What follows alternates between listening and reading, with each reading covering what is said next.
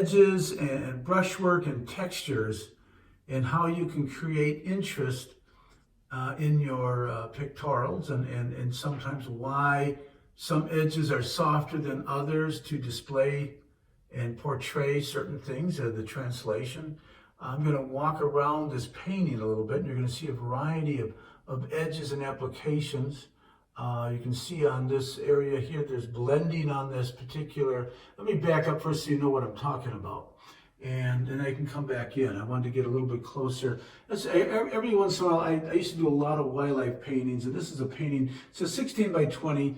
I did a small study on location out in Montana of the scene itself without the moose. And then I found some moose reference and put the moose into this particular scene.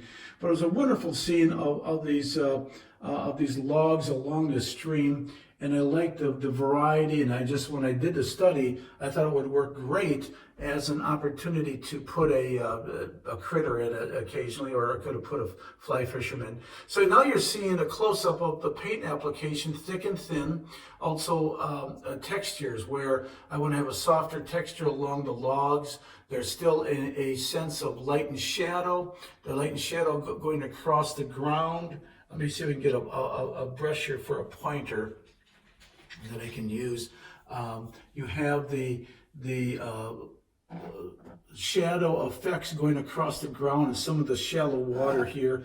You've got a log with the underside in shadow, obviously some reflective light bouncing up. You have these little areas of the log that have sometimes the little branches that get broken off onto pine logs. But there's always since you have to create that cylindrical sense to this particular shape. Again, shadow and light, subtle on here. Here's more, again, of a part of a log that was probably tipped over, maybe a burn area, and you have light and shadow effect on here. Then you get into some grasses that have a different kind of texture to them. And then some brush up in front that has a variety of textures showing smaller little shapes for maybe more the proper information, and then other areas in the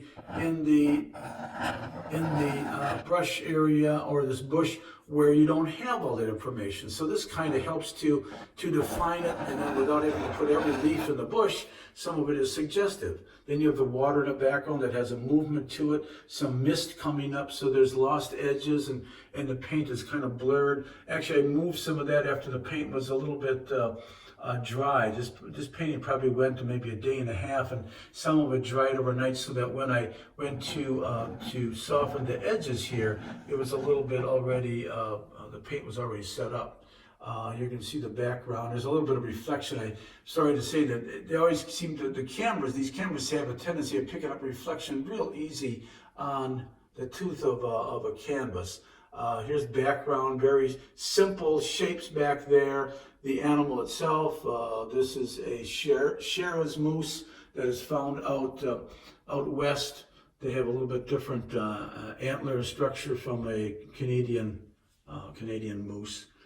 So there's one painting with a variety. Let me go down to another painting I have down below here, a little study. It's a little winter scene, and I played around with a lot of different tools on this one, and I have a lot of palette knife. I'm going to turn the camera a little bit so I don't get the reflection off the tooth of the canvas, or the paint. But here you can see this palette knife used in the sky a lot, and I really let go of some of the background trees, just giving a sense of them. There's still some drawing and structure to them, but I let go of some of the realism a little bit more, and let this one in front, which is defined a little bit more with brushwork, positive, negative shapes. You can see in coming in sometimes and painting negatively for some of the holes, and then allowing the boughs and then the snow-clad boughs to give their shape to one another. Some coming out at you, some going away, some going, bending down, some having some reflective light to them.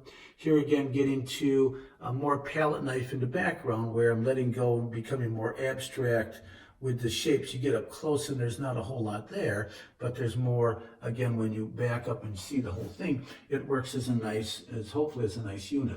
Another painting next door to it, it's a study for a larger piece that I have to do with some lily pads and koi, and here you can see a variety of paint applications to some of the various elements of the scene. The fish, I'm keeping this a little bit on the angle. It's a little distortion. I'll go a little bit more straight on and see what happens. Unfortunately, it gets to be too much glare, but you can see the fish trying to give a sense of them slightly below the surface with some shapes on top. Lost distortion, where you get some of the shapes of the fish a little bit more distorting, the colors distorting, and then flower on top with the lily pads and so forth.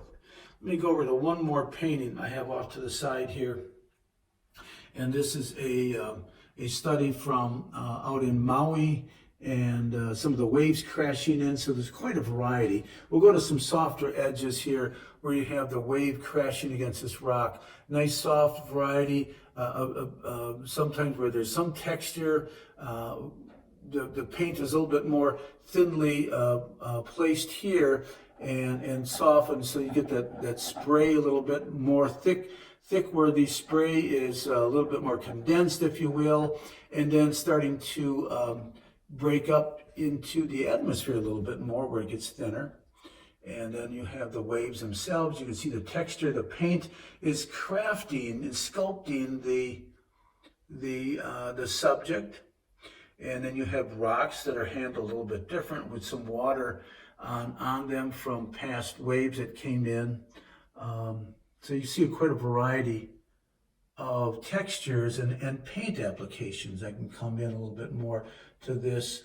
There's a little bit of refraction of light on some of those dark rocks where you don't see it as much in person. For some reason, you can see the cameras will pick up on that.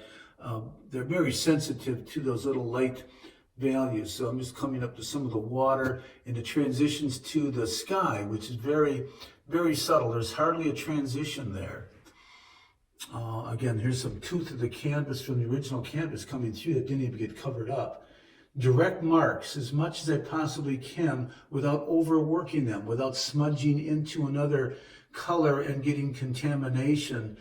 You get that more when you observe the subject and paint what you see and not fudge around with it and be more direct. The more that I have to correct, the more I have a chance of contaminating the brush work and paint that I'm putting down right now over top of another area, and getting that sometimes that unneeded or that curse that can happen in a painting where it becomes unfresh. So here's just again, this month's deliverable is on textures and brushwork, and just showing a variety of paintings that I just happen to have in the studio here. Some subject matters, and we're softening of edges and so forth. All make for a wonderful, hopefully a wonderful pictorial in a presentation. So thank you for your time in this month's deliverable, and keep those brushes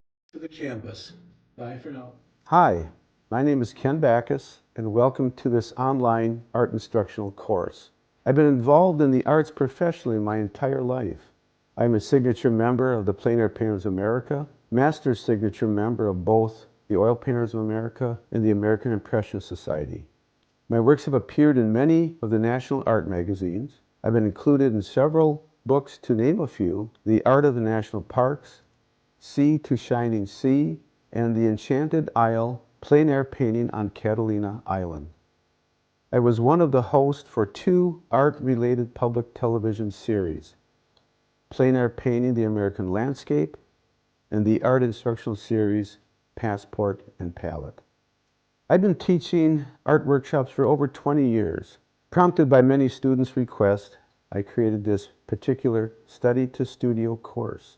This course is developed for either the indoor or outdoor painter.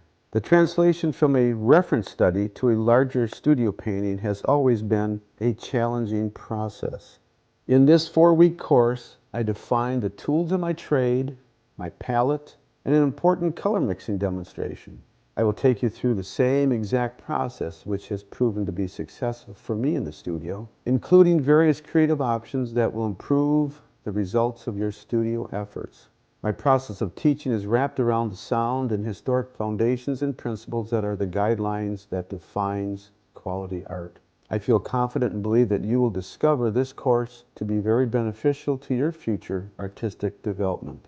Tucson Art Academy's online courses is the new way for art educational opportunities. I hope to see and work with you in this new online course.